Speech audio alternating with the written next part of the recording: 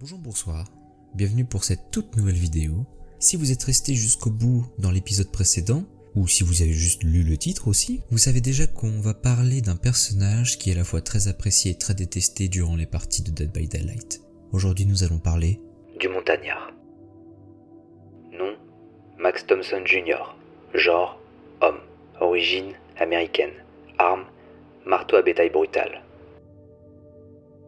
un homme des plus terribles à voir. Son physique est tout tordu et défiguré par une sorte de terrible accident. Une sorte de tronçonneuse mortelle et cruelle qui manie avec une violence dévastatrice, lui conférant apparemment une vitesse surhumaine pendant un certain temps. Son avantage est aussi une faiblesse, car son bruit peut trahir sa position. J'ai donc essayé d'entraîner ma perception du son, à amplifier tout son ne provenant pas de la nature. Fils des riches propriétaires Mac Thompson Sr. et Evelyn Thompson, ce garçon sans nom était un enfant non désiré, né de parents cruels. Horriblement défiguré, il fut écarté du monde. Ils avaient tellement honte de leur fils qu'ils l'emmurèrent dans une pièce, le nourrissant par un trou dans le mur. Quand le garçon s'échappa, il se vengea sauvagement et terriblement, Massacrant les parents qui l'avaient torturé au lieu de l'élever. Son méfait accompli, il continua à vivre à la ferme, reportant sa violence pathologique sur les animaux qui étaient libres. Quand il arriva enfin à se libérer de ses entraves, il courut dans les champs de blé, pourchassant et massacrant tout ce qu'il pouvait trouver. Les corps de Max et Evelyn ne furent jamais retrouvés, mais on découvrit des animaux torturés et éviscérés dans toute la ferme.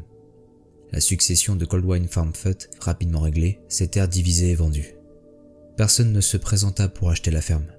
Peut-être étaient-ce dû Au son d'une tronçonneuse que l'on pouvait entendre durant les chaudes nuits d'été.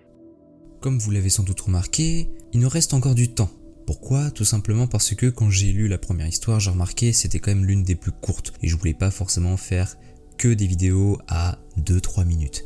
Même si les prochains personnages vont avoir une histoire plus longue que les autres, j'ai voulu, comme qui dirait, équilibrer. Donc du coup, j'ai décidé, quand c'est des petites histoires, de faire une petite compilation, et quand c'est des plus gros personnages, là du coup on va quand même passer un certain temps sur un seul et même personnage.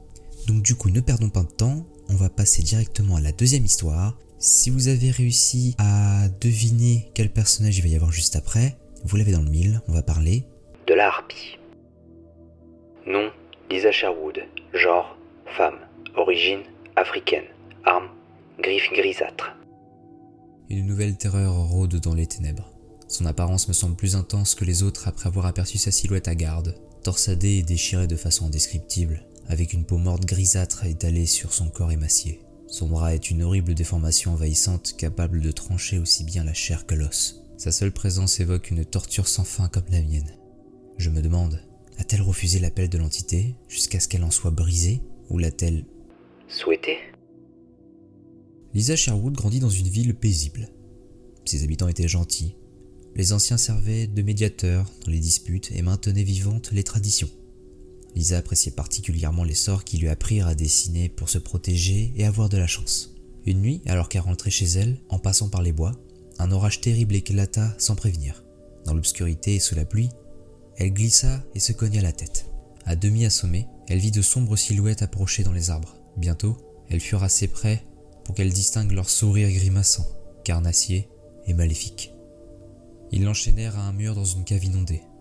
Dans la pénombre, elle pouvait voir qu'il y avait d'autres gens, dont les plaies ouvertes étaient couvertes de mouches. Elles ne survécurent pas longtemps quand les cannibales commencèrent à découper des parties de leur corps avec leurs lames rouillées. Mais, on ne sait comment, Lisa résista.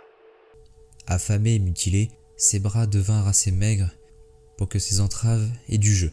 Elle tira et le métal déchira sa peau et ses muscles jusqu'à ce qu'elle se libère. Un pus jaune et visqueux s'échappa de ses chairs et ses os étaient visibles sous les blessures gangrenées. Elle ne pouvait pas aller plus loin. En plein délire, elle pensa à son foyer. Elle pensa aux anciens. Elle traça les symboles qu'il lui avait appris. Une faim ténébreuse s'éveilla en elle, qui avait soif de sang. Elle choisit la vengeance. Les recherches de la police finirent par les amener à la vieille baraque, dans un marais. Ses occupants avaient été démembrés et dévorés. Les sorts des anciens étaient gribouillés avec du sang sur le plancher. Le corps de Lisa ne fut jamais retrouvé. J'espère que cette vidéo vous aura plu. Si c'est le cas, n'hésitez pas à laisser un pouce bleu ou de me le faire savoir en commentaire. N'oubliez pas bien évidemment de vous abonner, d'activer la cloche pour être au courant de toutes mes vidéos qui vont sortir prochainement. Et sur ce, je vous dis à la prochaine pour une nouvelle histoire qui parlera de mon personnage préféré qui est La chasseuse.